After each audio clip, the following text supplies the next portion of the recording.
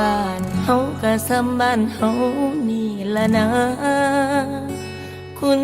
ค่าอยู่ดินอยู่หญ้าเป็นมูลมังอีพ่ออีแม่เพิ่นพาเฮ็ดพาสร้าง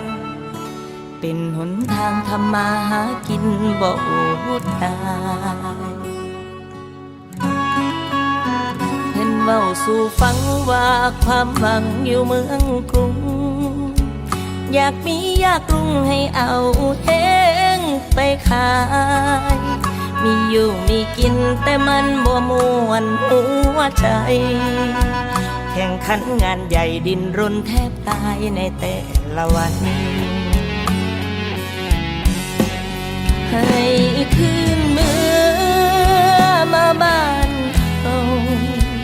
มาเบิ่งผู้เฒ่าเพิ่นของข้าลูกหลานมีโอกาสกับวางแน่เด้อการงานคิดฮอดผู้ของทางอยู่บนบ้านนา